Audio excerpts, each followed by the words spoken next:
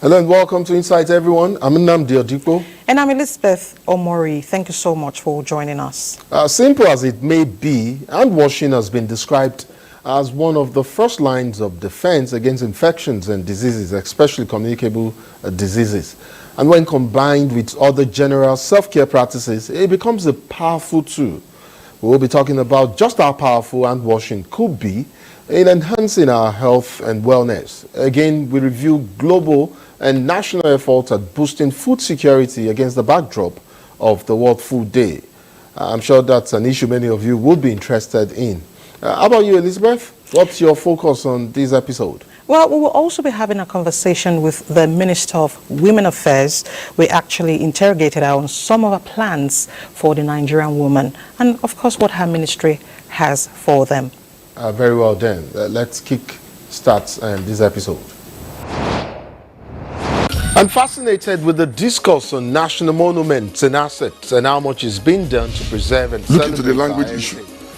We have turned English to become like a pride value in our own cultural values. National cash transfer is not a COVID-19. Invasion 1897 was a deliberate you know, many of these people coming to the urban areas now. These and applications, there are terms and conditions that of course it is the union of two people, a man and a woman coming together. My name is Nnamdi Odipo. And I'm Elizabeth Omori.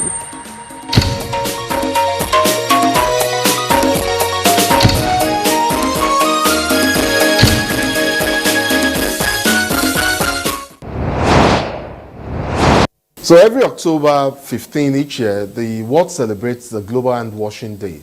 It's an advocacy dedicated to increasing awareness and understanding about the importance of hand washing with soap, of course, and how best to make lasting change from the policy level to community-driven action as an effective and affordable way to prevent diseases and, more importantly, to save lives. To discuss this further, I have with me, I beg your pardon, Job Ominyi, Water Sanitation and Hygiene Officer with UNICEF. Thanks for joining me today and welcome to Insights. Mr. Job, can you hear me? Yes, I can hear you very clearly. Okay, I was saying I was welcoming you to the program. So it's good to have you anyways. Thank you so much. Great, fantastic. Nandi, thank you. Fantastic. Yeah. So I think most people understand the imperatives, if not all.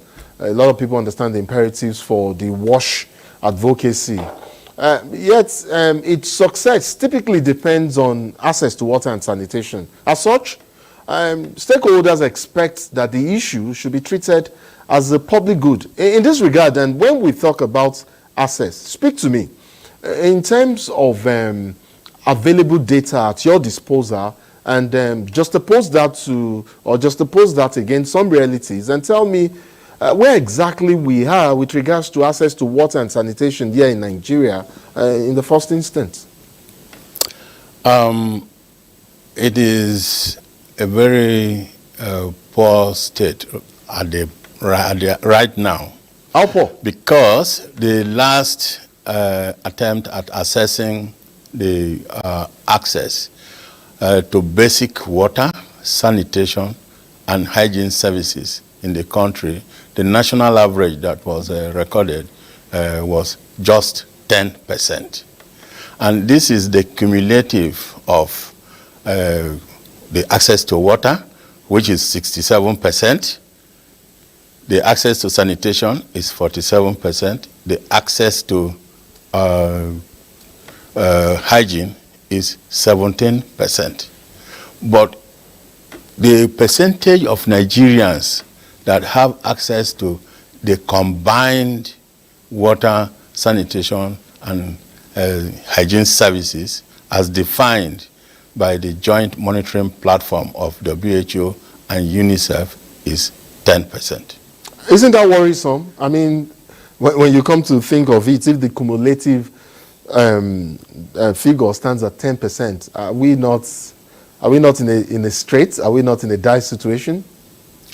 You can say that again. It is truly very, very worrisome. and you see how the figures have played out. Water, 67%, because it's politically important, and so politicians pay a lot of attention to it. They use it to garner votes. Sanitation is gradually becoming an issue, and people are paying more attention to it, because when you are pressed and because of urbanization rapidly developing and all, you cannot find a place to squat and do what you want to do that easily again. So it's improving. That is why we've got to like 47%. Okay. Now, for hygiene, is very private, and people don't seem to be paying enough attention, and government is not giving it the attention that it deserves. And so it has a very low 17%. So you see how the low score of sanitation has affected all the others put together. That is reducing everything to, when you take the composite, is 10%. So I look at the individual figures, I look at the composites, that's the cumulative now, and I'm worried, like, of course, like I suspect a lot of Nigerians out there are, and I wonder why, and if, I mean, this WASH campaign is making amazing impact, especially at community levels. If we're looking at these figures, and yet we're seeing, I mean, all of these, and the prevalence of viral infections, and I mean, continuing struggle in villages and rural communities to overcome some easily avoidable communicable diseases. Let's review, you know, this critical, or let's review the critical role hygiene, maybe, and hygiene now plays in disease transmission. Of course, besides the issue of access that we're talking about now, what are the identified challenges that basically exist more between, because you've referenced personal hygiene as being something individual. I mean, so let's talk about these challenges and where it lies more. Does it lie between entrenched negative behavioral patterns, or government's, well, inability, or I don't know, government's poise towards repositioning and washing as hand hygiene as a priority focal or focus policy? Very well. We can look at it from several viewpoints. First, the enabling environment for hand hygiene to be practiced requires to be developed and, you know, strengthened. For example, I go into a toilet, and after, you know, relieving myself, I step out. I want to turn on the tap. The water is not running, and I'm like, okay. I just look at my hands. I don't want to paint in the complete picture. Okay.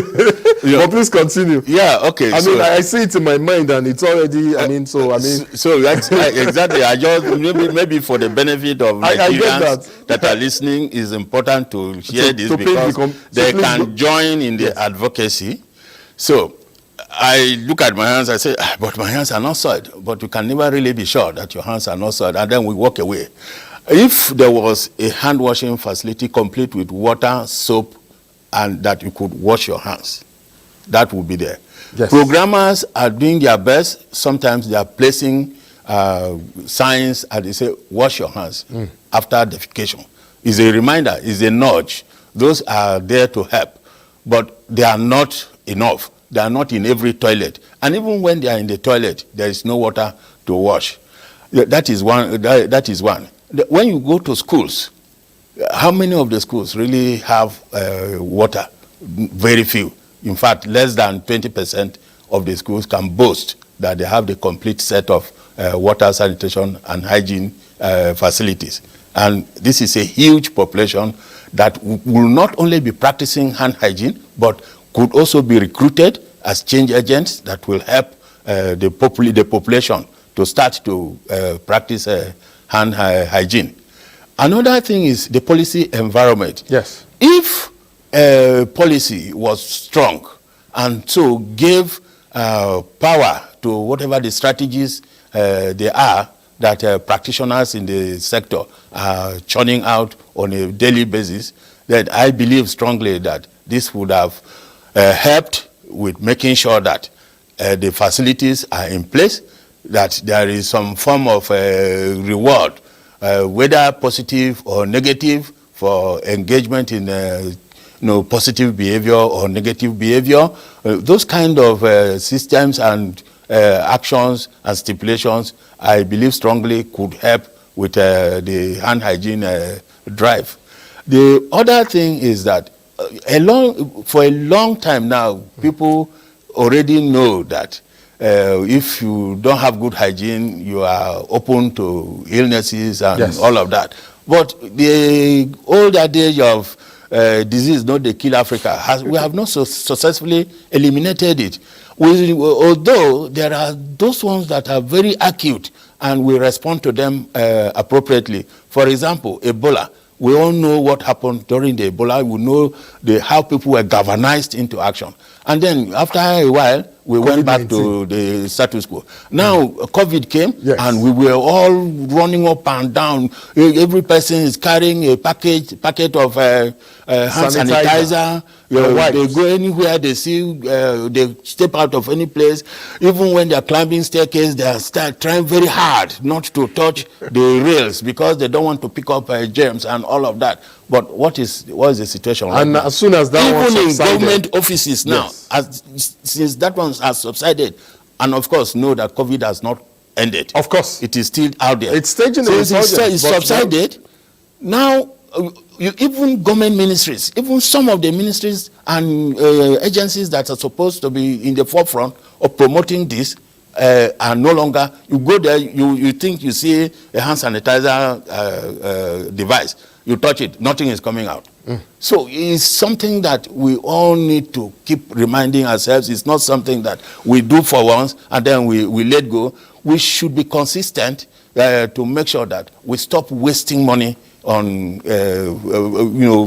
things that are avoidable, because it has always been proved that hand washing is the most cost-effective means of disease prevention. And nobody can query the importance of access to combined water, sanitation, and hygiene. Socioeconomic, in every dimension, it gives you some level of guarantee. The monies you spend on hospital bills will be saved. The time you spend looking after sick people in the hospital because we practice poor hygiene and then we are getting sick, that time will be utilized to generate income. And I cannot exhaust the benefits that we would have derived if we were consistent in the practice of hand hygiene and other forms of hygiene for that matter. So you're going to do something more practical for us in line with what you've just done earlier. And I like that you created a scenario which speaks to, the core issue of hand hygiene with the toilet scenario that you painted. I was hoping you would not land that example with saying coming out of the toilet, not washing, and then stretching your hand to shake somebody. That was, my mind was already. So, but these things do happen. And it's very true. You've talked about what happened with the Ebola crisis, what happened with COVID crisis.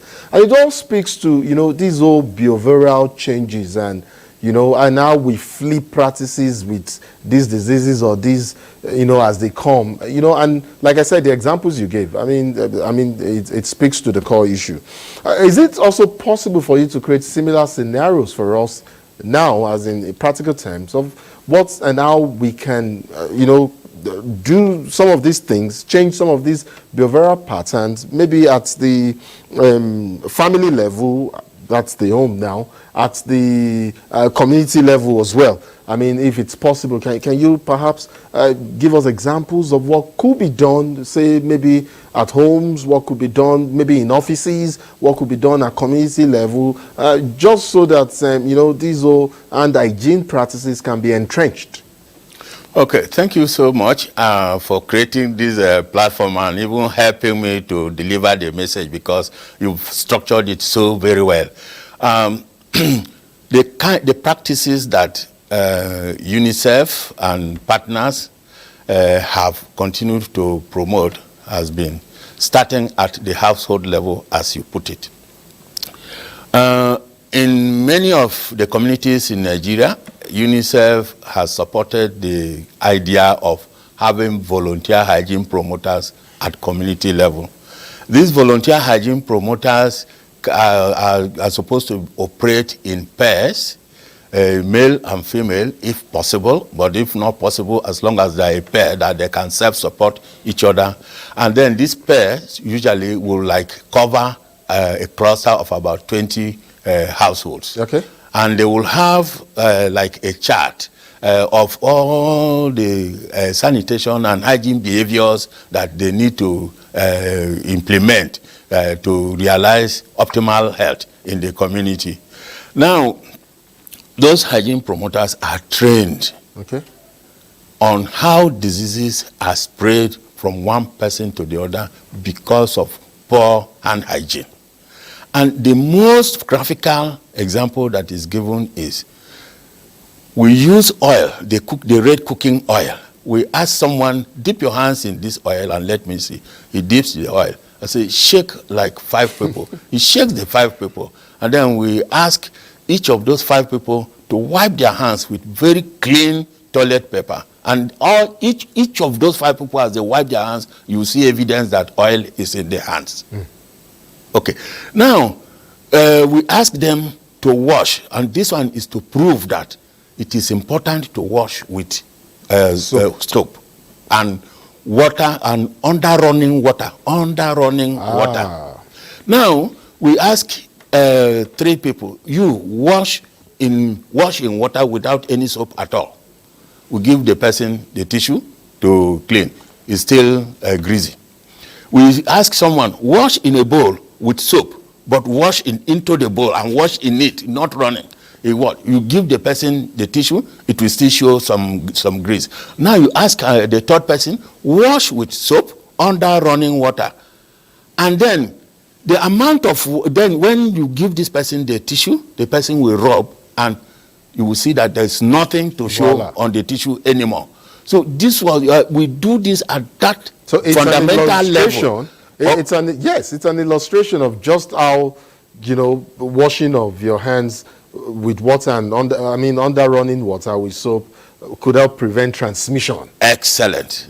Excellent. Of disease or infection. Excellent. And that is wonderful. I don't know how much work UNICEF and its partners are doing in the communities. Maybe I will set up my own. I will do a quick search or research to find out. But then, you're working with partners. Is there perhaps a peer review for public-private partnership synergies with, the Hygiene Behavioral Change Coalition in Nigeria? How is it that in ensuring that vulnerable and marginalized communities, of course, get access to much-needed hand washing facilities, how do you and your partners maybe work to to ensure that these communities are able to advance sustainability and that the much desired social value that we canvass with this campaign is achieved?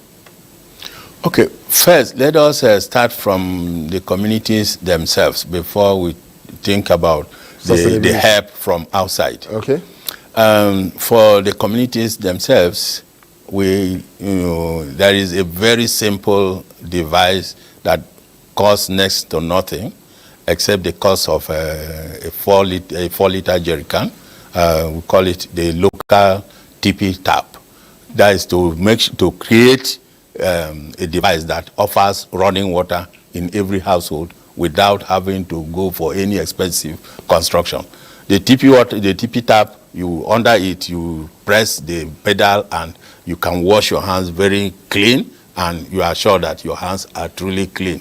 And communities are trained to do this, so each household will do this, and anyone that can't do it, the volunteer hygiene promoters will help to show them how the construction should be done. That is at community level.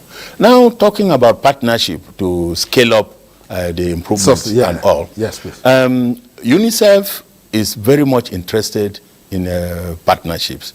And UNICEF has partnered with government and encouraged the main government partner right now for WASH, which is the Federal Ministry of Water Resources. And is having some partnership work already with what we call the organized private sector WASH, Ops WASH, it is, we call it. Now, with this ops-wash arrangement, we have a set of private sector companies that even as I am speaking here with you, there is a fiscal activity commemorating to, the event that is going on in Chida Hotel. You will see a representation of quite a number of private sector companies like Unilever, Reckitt and Benkisa, and the lot are there. And they are contributing in their own ways. So do you have a peer review to perhaps x-ray some of what you've done, identify lapses, create new targets? And that's part of my question as well, if you could quickly speak to that before we round off. Okay, that peer review has not been done, but we are in the process of examining how far we have gone with the hand hygiene for all roadmap that Nigeria developed and launched in September last year. And that review of the progress will include checking what progress that each of the partners are making as far as hand hygiene is concerned. Job Omenyi, I'd like to thank you so much for all of the work that you, UNICEF and your partners are doing in this regard. I mean, this is such a delicate and sensitive issue. We would like to thank you for all of your good work and hope that we make progress going forward. Job Omenyi, Water Sanitation and Hygiene Officer with UNICEF, thank you so much for coming on Insight. Thank you very much, Namdi. Thank you. Incidentally, the day after the Global Hand Washing Day is yet another United Nations Day. This one, observed every October 16, commemorates efforts to combat hunger. It is the World Food Day, and it is important to discuss this issue, especially as we recall the UNICEF report, which says 25 million Nigerians are at risk of food insecurity in 2023 alone. Of course, there are a number of key drivers of this alarming trend, and my next guest and I would be talking all about that. He is a Nigerian academic, he is a writer and professor of agriculture and forestry, University of Ibadan, Professor Muhammad Yahaya Kuta. Welcome to the program, Prof. Happy to be with you once again. Great, Prof. I'd like to ask you somewhat of a direct question. Do you not honestly sometimes feel frustrated over the pace of the gains being made generally, of course, in this whole campaign and crusade to ending hunger, or maybe I should say the seeming increasing level of food insecurity despite expanding advocacy to end hunger in Nigeria? Of course, I realize it's a multifaceted problem. But I need you to speak to me. Tell me something about these hunger and food insecurity debates in the country and the complexity of the factors that continue to threaten and push us to the brink. Thank you. I will start with the uncommon commitment of the current President of the Federal Republic of Nigeria, President Bola Ahmed Tinubu, where he raised the same matter before the United Nations at the UN General Assembly, and he recalled the fact that Nigeria is under threat because of ever increasing desert encroachment from the northern fringe of Nigeria and the coastal challenges in the south, and then the central Nigeria that is overwhelmed by flooding and associated challenges equally. Also, the Minister of Agriculture, in his elaborate press briefing, re-echoed Mr. President's commitment to addressing the issue of food security. And when you look at the minister's submission, he alerted the nation that out of the 8-point agenda, 50%, nearly 50% of the entire 8 agenda of the Mr. President is addressing food security or the Ministry of Agriculture and Food Security have something to do with 50% of them. Particularly, the number one agenda of Mr. President is food security, and the second is job creation and economic growth.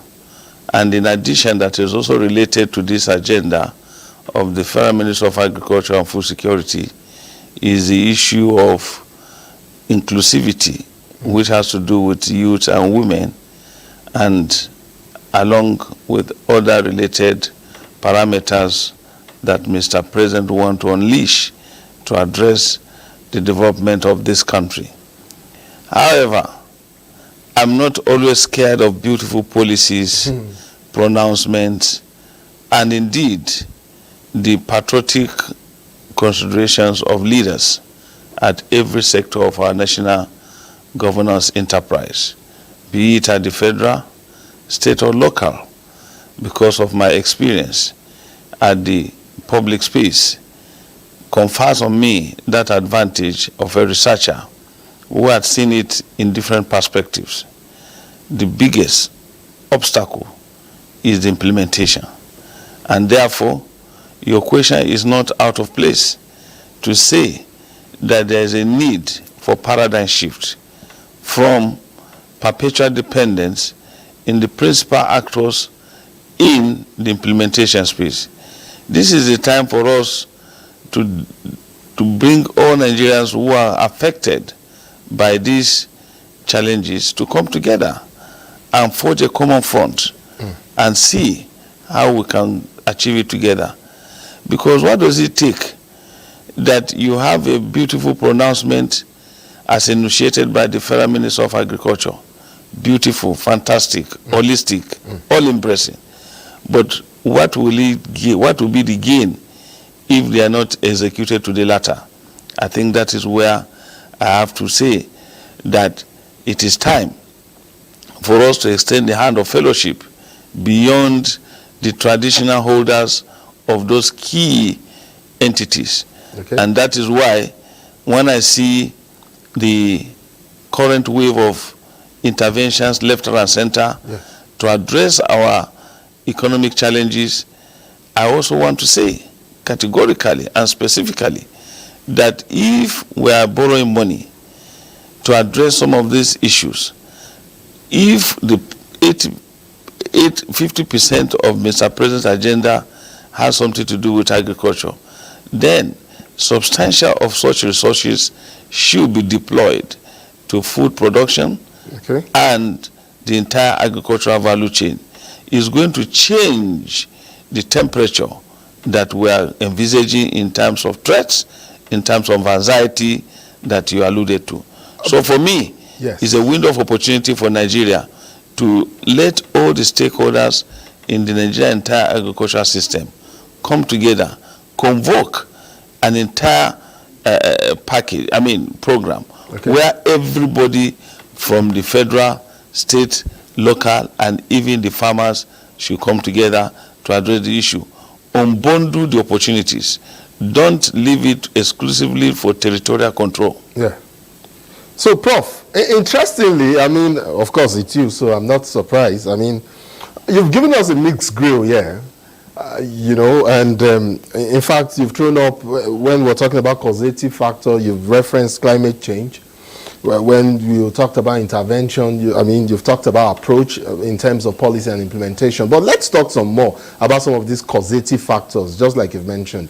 But then I would like to pin you, you know, to an example, and which I think continues to inhibit access and supply, and that's conflict. And so let's take the situation in the northeast axis of the country as an example, where farmers are displaced. And when that is not even the case, they are unable to go to their farms. Food stock and agricultural assets are destroyed. Because earlier on you talked about approach. I mean, in resolutions, you talked about interventions and all of that. What best approach here do you think, or would you recommend in handling a situation like what we've seen continue to play out in the northeast Otherwise, of course, we continue to face rising food prices and food security when we continue to have conflicts in Algeria, and especially in Nigerian communities. Well, the issue of conflict in our own current situation is not only restricted to conflict within the fold of the agrarian communities of the Northeast. Very true. Conflict is an envelope. It has enveloped the entire nation in terms of different crises that we witness, but what may affect one community may not be the same as that may affect other community. But I think one of the beautiful things that has happened is that when you have a good example, you must showcase it. Governor Umara Zulum, Babagana Zulum, is a good example of good governance, and that in spite of all the security challenges, he had continued to deliver on his mandate as a chief executive officer of a state, and then he should be commended.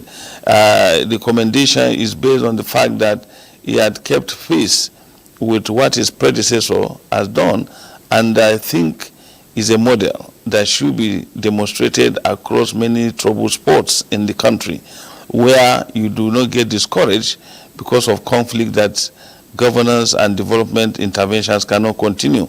So from what is going on in Borno State, you cannot say exclusively or completely or absolutely that there is no agricultural practices going on. In fact, he has gone ahead to insist that the mechanization and interventions in complementary dry season agriculture should continue, and you can see the collaboration extensively of the military and other security agencies continue to address the issues. They continue to degrade the misplaced adventurers in terms of those who constitute a nuisance to the security situation in the Northeast, and they are also in other parts of the country. So, but we cannot fold our arms and say we will not do what we are supposed to be doing. And I think that is the model that Zulum has brought to bear. That is, yes, you have the security challenge, but that does not, the state must not be stagnant. It must make progress. And I think he had made progress in terms of development interventions, and that is what I believe should be demonstrated in other parts of the country. Okay, Prof, and I would agree with you that, I mean, the case in Borno could be a model in spite of all of the issues that they are having there.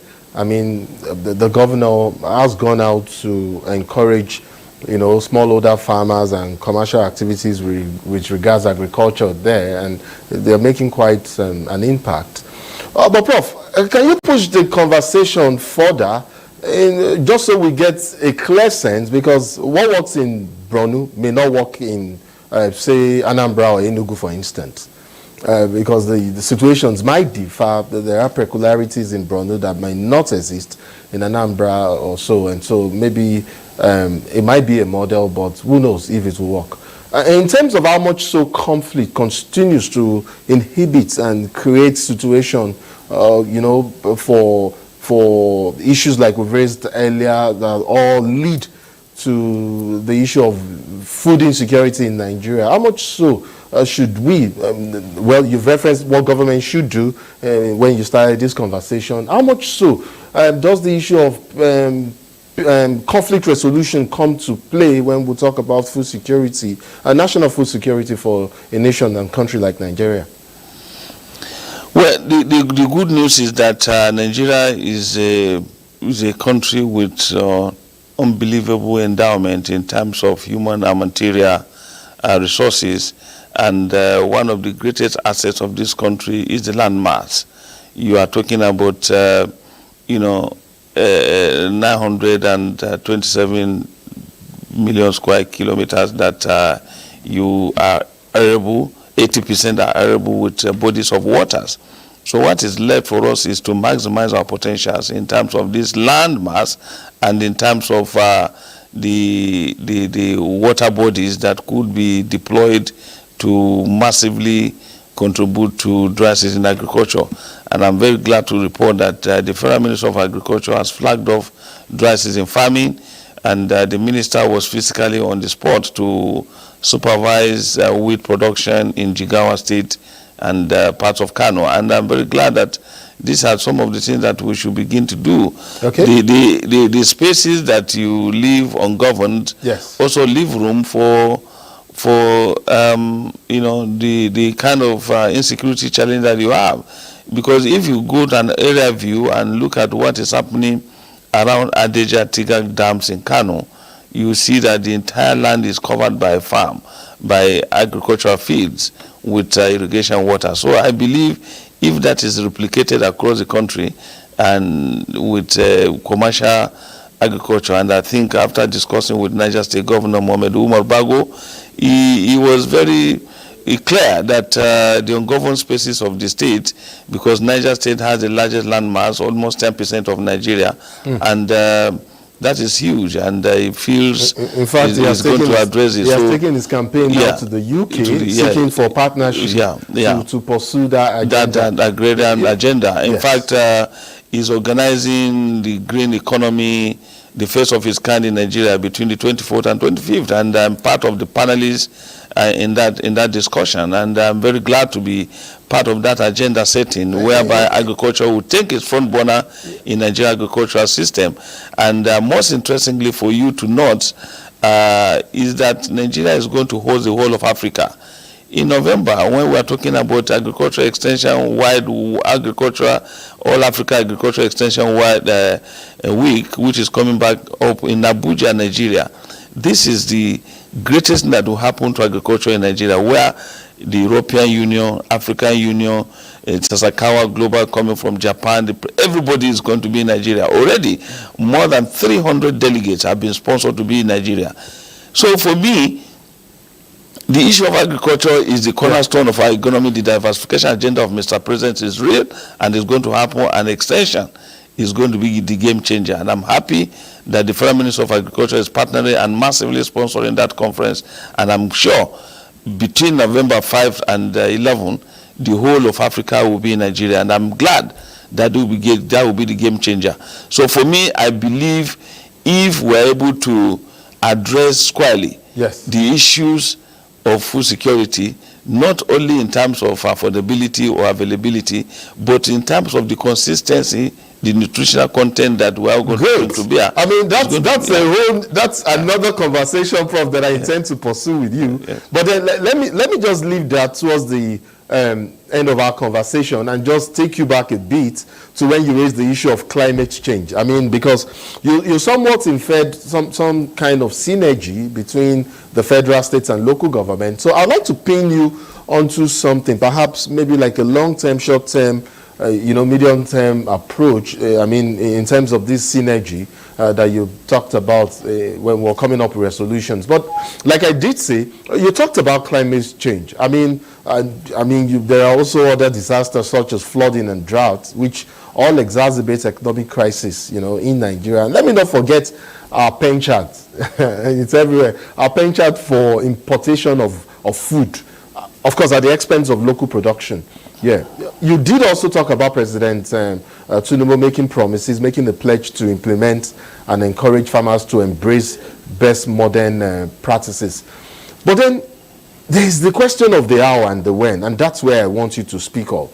This integrated approach that you've envisioned. Can you break it down, perhaps some sort of arrangements that we can have on the short term, or rather in the short term, medium term, and the long term to redress some of these subsisting challenges? Very quickly, if that's possible. Yes, the Minister of Agriculture, in his submission addressing the whole world, made a submission that is going to address some of these issues based on the immediate, short-term, and long-term basis. And that the immediate he has even started, and we are looking forward to the short-term interventions that will also come up. But most importantly and quickly, as you said, let us look at what is working for us in the country very well. Oh, okay. The dry season interventions is working for us. Dry season farming, a whole community catalog of community in Kano. The moment you are traveling on Kano Zaria-Kano Expressway, look at your left from 30, 50 kilometers to Kano or 20 kilometers to Kano. You see the kind of irrigation intervention all year round. They are enjoying production, and the economy of those communities will always be booming. And I give you a very good example. The Tunga Cow irrigation project in Ushishi in Niger State. Farmers in this community cultivate rice 3 times in a year. Okay. And that there is no dull moment in that community, because you realize that after the rain-fed cultivation, by the time they are harvesting, they will now benefit from another round of self-sprouting rice that will grow on its own without any prompting or any labor. They will only go and harvest rice for the second time. And immediately after that one, the dry season sets in, and they will go and harvest another round of rice again 3 times in a cycle. I think that is the kind of thing that should work for Nigerian agriculture. Not perpetual dependence on rain-fed agriculture. We can't cope with that. We need to go beyond that so that we can meet the food demand of Nigerians. Prof, you know, my director is telling me that our time is up for this conversation. Wow. But then I said, you know, you referenced the issue of quality and not just quantity when you mentioned the issue of malnutrition, and diet per se. I mean, that's also another conversation, the issue of malnutrition. And, you know, it takes our conversation to another dimension. We do not have the time to talk about that. But how do we fix that? It's not just in creating or ending, achieving zero hunger now, like the SDG 2 intends or projects, but it's also in the quality of food being consumed. I mean, and that's where the issue of malnutrition and the quality of food being consumed comes to play. How do we fix that? Very quickly, 60 seconds, if that's possible. Well, it's possible because that is where you talk about research and interventions at research level. For example, cassava. Yes. You already have yellow cassava cultivar by IITA that is already fortified with vitamin A. So if that is done, you can mass multiply multiplication of the cassava cultivar. It will spread and it will address the issue of deficiency, and that can happen to various crops in Nigeria. Not only that, the issue of value addition along the entire value chain is also significant, whereby you process, preserve, and then make sure that all the ingredients that are required, nutrients, are there in. In fact, if you don't know how to process certain products, you lose the content, you lose the quality, you lose the nutritious value, and that is one of the things that we need to do in terms of training, especially the women folk who are very active in the value chain in our various crops. I would have loved to pursue this whole conversation. I mean, this path that we're already working on sustainable food production systems. But like I said, the director just told me our time is up. And so I'll just end our conversation here. Professor Mohammed Yakuta, Professor of Agriculture and Forestry, University of Ibadan. Thank you so much. It's a pleasure. It's a pleasure to be here. Elizabeth Omori is up next. The Ministry of Women Affairs promotes the development of women with equal rights and corresponding responsibilities. This includes stimulating action to promote civic, political, social and economic participation of women, as well as providing technical and financial support. With a new administration on board, what will be new for the development of the Nigerian woman? My guest is the Minister of Women Affairs, Uju Kennedy Ohaneye. She will be speaking to us. Ma, thank you so much for joining us on Insights. Thank you too. God bless you. Now, a new administration is on board. What will be different for the Nigerian woman under your watch? So many things. We're overhauling the place. It's a new narrative altogether. From now onwards, the women will be more protected. The women will be more cared for. They will now realize that they are Nigerians. And this is a land full of milk and honey. They have no reason to be suffering. Now we've opened our eyes. Let me assume and look at it that the country has failed them before. But now with the new president and the renewed hope of President Bola Ahmed Tinubu, they are going to see a very huge change. So number one, anybody that tampers with a woman or any violence on any woman or even neglect on any woman, we will leave no stone unturned to bring that person to book legally. That is number one. Number two, we will not tolerate the handouts anymore, where they've been using the name of our Nigerian women to bring in a lot of money from outside the country by foreign donors. They bring in these monies in the name of assisting Nigerian women and children, while they end up finishing this money on advocacy, meetings, and training, or lecturing them, or advising them. That's not what we need. You can't continue advising a hungry person. You keep talking, and a hungry person is dying of hunger. We don't want it anymore. I was with ambassador for Canada yesterday, and he said to me that they put in $150 million every year in Nigeria. I was like, on what? Where is the impact? And what exactly? He said that they do empowerment of women. I said, okay, what kind of empowerment is that? He said, like going to talk to their husband while they shall allow the women to work. Work on what? You didn't provide the work, you didn't empower them, and you're talking about talking to their husband. And they equally talk to them on how they can be saving money. How can they save money when you have not given them what to do? And I told them this is not what we want anymore. You can't be using our country's name to collect monies from donors. And it's not making any impact. You're not using it to help these people. Let you people spend it amongst yourselves, and they feel Nigerians that they will corner to think they are getting money while your country is being surchanged. So I told him I will not partner with you if the right things are not done. And those right things must be you partner with us to empower these women on something that is sustainable, like what we are doing right now. In a few days' time, in a few weeks' time, we'll start giving out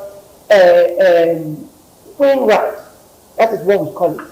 Tricycles to women. We are going to train them on how to save up money, have one they will use, and have one to return part of what is paid, will be paid for these tricycles. And that way, some of them will end up within 2 years to save up money to be able to buy a second one for them by themselves. We're going to organize them, and we're going to give them enough security to make sure they're not harmed. And we're not stopping at that. We will teach them how to fish, and we'll probably show them how to sell the fish. So this will give job to some young girls, so that the market people won't come and buy it all because it will be much cheaper than the market price. I wouldn't want them to buy it all and then end up still adding that money again, and we end up achieving nothing. So we'll get sales girls that will market this product, so that one person can, a company has donated to us about 26,000 tons of the hybrid rice. They call it hybrid rice because it matures faster. That's number one. Number two, a normal rice that could bring out 100 bags of rice. This hybrid rice will bring out 130 to 140. So this will increase the both the quality and the production, the size of rice they will bring out into the market. So we are encouraging it. We are starting it off with 4 states: Kebbi, Niger, Kano, and Jigawa. I want to come in there. Aside reproductive health, financial instability, lack of education, there are several other challenges confronting the Nigerian woman. Are we going to be having more bills being translated to protect the rights of women? I'm happy you have set the agenda for the Nigerian woman under your watch, which is what every Nigerian woman out there is looking out for. So are we going to be having more bills on the protection of women's rights? I'm focusing on the bills they had before I came in to fight for their rights, protect them, as this ministry is supposed to do. So that is what I am doing right now.